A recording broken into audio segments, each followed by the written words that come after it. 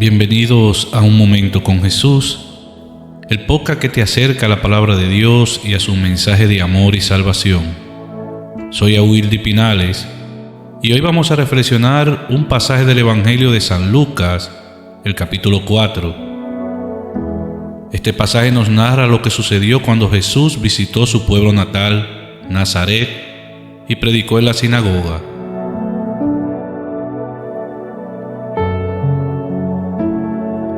Acompáñame en este momento de oración y de meditación y dejemos que el Espíritu Santo nos ilumine y nos guíe.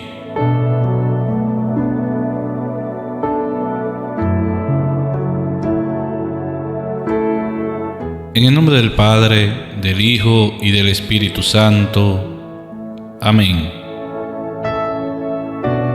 Señor Jesús, te damos gracias por este nuevo día que nos regalas, por este espacio para escuchar tu voz y dialogar contigo. Te pedimos que nos abras el corazón y la mente, que nos ayudes a comprender tu palabra y a ponerla en práctica. Te pedimos que nos libres de todo prejuicio, de toda cerrazón, de toda resistencia a tu voluntad. Te pedimos que nos hagas más humildes, más confiados, más generosos, más obedientes. Te pedimos que nos hagas más como tú, que eres el camino, la verdad y la vida. Te lo pedimos por tu nombre bendito que es sobre todo nombre. Amén.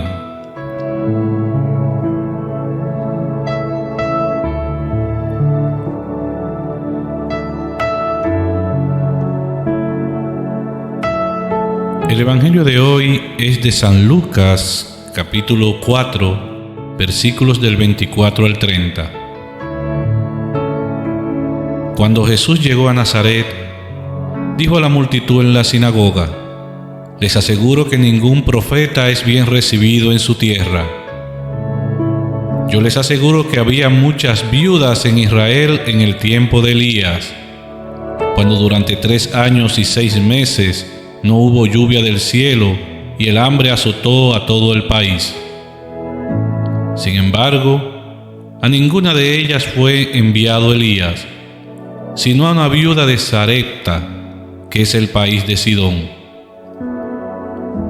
También había muchos leprosos en Israel en el tiempo del profeta Eliseo, pero ninguno de ellos fue curado, sino Naamán el sirio».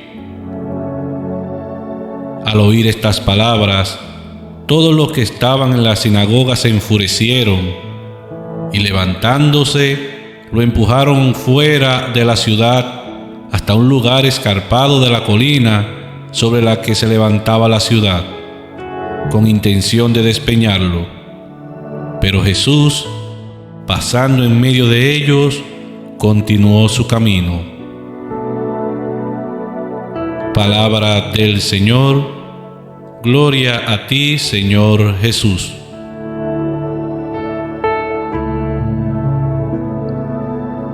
¿Qué nos quiso decir Jesús con estas palabras?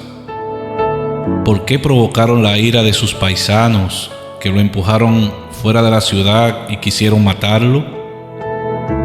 ¿Qué mensaje tiene este pasaje para nosotros hoy? Quédate y lo descubrirás.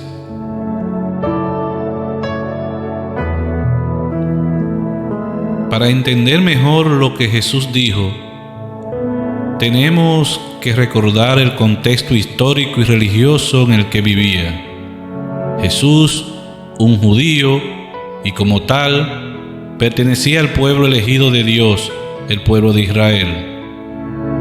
Los judíos creían que Dios les había hecho una alianza especial, que les había dado la ley, los profetas y las promesas.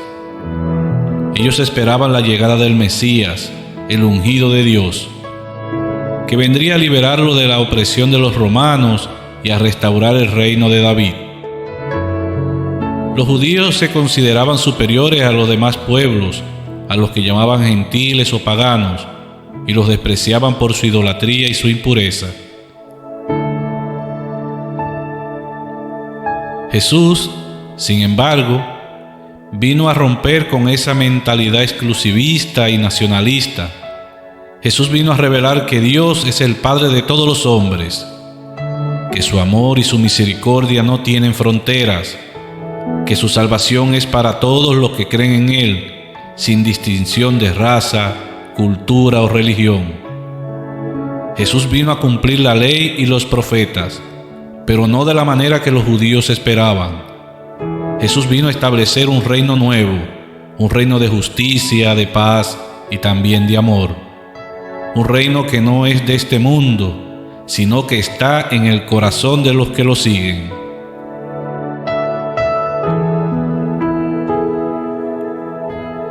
Por eso, Jesús recordó a sus paisanos dos ejemplos del Antiguo Testamento, en los que Dios mostró su favor a personas que no eran judías, sino gentiles. El primero fue el caso de la viuda de Sarepta, una mujer pobre que vivía en el país de Sidón, al norte de Israel. En tiempos de profeta Elías hubo una gran sequía y hambruna en Israel, como castigo por la infidelidad del rey Acab y su esposa Jezabel, que habían introducido el culto a Baal, un dios falso. Elías, perseguido por Jezabel, huyó al desierto y luego a Sarepta, donde se encontró con la viuda, que solo tenía un puñado de harina y un poco de aceite para hacer un pan para ella y su hijo, y luego morir. Elías entonces le pidió que le hiciera un pan a él primero, y le prometió que Dios no dejaría que le faltara la harina ni el aceite hasta que lloviera. La viuda confió en el profeta, y así fue. Dios multiplicó la harina y el aceite, y la viuda, su hijo y Elías pudieron comer durante muchos días. Más tarde, cuando el hijo de la viuda murió, Elías lo resucitó por el poder de Dios. Así, Dios manifestó su bondad y su poder a una mujer que no era de su pueblo, pero que tuvo fe y también generosidad. El segundo caso fue el de Naamán, el sirio, un general del ejército del rey de Aram, un país enemigo de Israel. Naamán era un hombre valiente y respetado, pero tenía una terrible enfermedad. Tenía lepra, que lo hacía impuro y marginado. Y un día una niña israelita que había sido capturada y llevada como esclava a la casa de Naamán, le dijo a su señora que en Israel había un profeta que podía curar a su marido. Naamán, con el permiso de su rey, fue a Israel y se presentó ante el rey de Israel, llevando consigo muchos regalos. Pero el rey se asustó, pensando que era una trampa, y se rasgó las vestiduras diciendo: ¿acaso soy Dios para dar la muerte y la vida, que éste me manda a que cure a un hombre de su lepra? Cuando el profeta Eliseo se enteró de lo que pasaba, mandó a decir al rey que le enviara a Naamán, para que supiera que había un profeta en Israel. Naamán fue a la casa de Eliseo, pero el profeta no salió a recibirlo, sino que le mandó a decir por un mensajero que se bañara 7 veces en el río Jordán, y así quedaría limpio. Naamán se enojó, pensando que el profeta lo despreciaba, y que el río Jordán no era mejor que los ríos de su país. Estaba a punto de irse, pero sus siervos lo convencieron de que hiciera lo que el profeta le había dicho. Naamán se bañó 7 veces en el Jordán, y su carne quedó como la de un niño.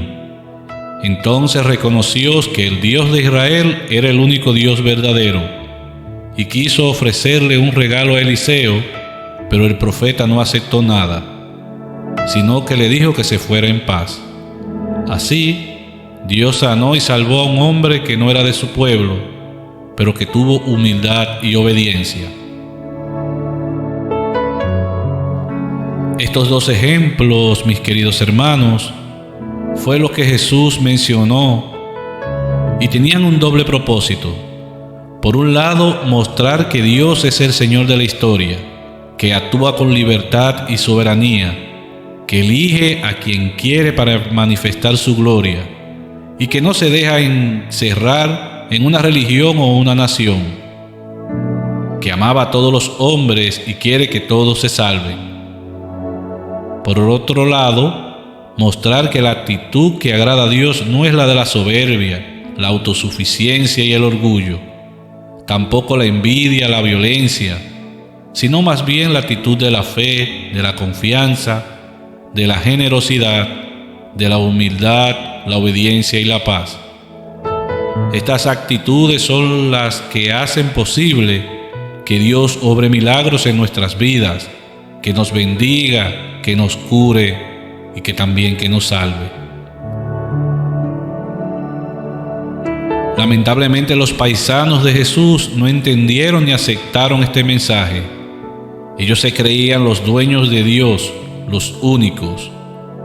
Ellos se creían los dueños de Dios y merecedores de sus favores, los guardianes de su verdad. Ellos querían ver a Jesús como uno de los suyos, como el hijo de José el carpintero, como el niño que había crecido entre ellos, como el rabino que enseñaba con sabiduría. Ellos querían que Jesús les hiciera milagros, como los que había hecho en otras partes, solo para satisfacer su curiosidad y su vanidad. Ellos no querían que Jesús les hablara de los gentiles, de los que ellos consideraban inferiores, indignos y también enemigos. Ellos no querían que Jesús les recordara que Dios es más grande que sus prejuicios, que sus tradiciones, que sus expectativas. Ellos no querían cambiar de mentalidad, de corazón ni de vida. Y es por eso que cuando Jesús les dijo estas cosas, se enfurecieron y levantándose lo empujaron afuera de la ciudad, hasta un lugar escarpado de la colina sobre la que se levantaba la ciudad, con intención de tirarlo por un despeñadero. Pero Jesús, pasando en medio de ellos, continuó su camino. Y con esto, mis queridos hermanos, Jesús nos enseña a seguir adelante en medio de las críticas, a seguir adelante en medio de los ataques y de las persecuciones, seguir adelante y no detenernos con lo que no vale la pena, con lo que no edifica.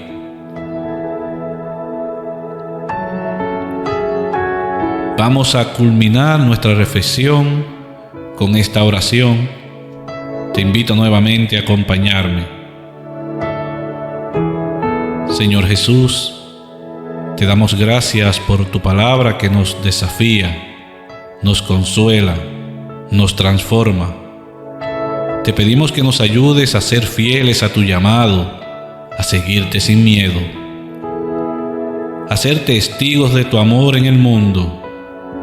Te pedimos que nos concedas la gracia de la conversión, de la renovación, de la santidad. Te pedimos que nos hagas partícipes de tu reino, que es de los pobres, de los humildes, de los que tienen hambre y sed de justicia. Te lo pedimos por tu nombre bendito, que es sobre todo nombre. Amén. Muchas gracias por acompañarme en este momento de oración y de reflexión. Espero que hayas disfrutado de este podcast y que te haya ayudado a crecer en tu fe y en tu relación con Jesús. Te invito a que compartas esta reflexión con tus amigos y con tus familiares. Que me dejes tus comentarios y sugerencias. Hasta la próxima y que Dios te bendiga, que Dios te guarde y te conceda un día y una semana llena de su presencia. Bendiciones.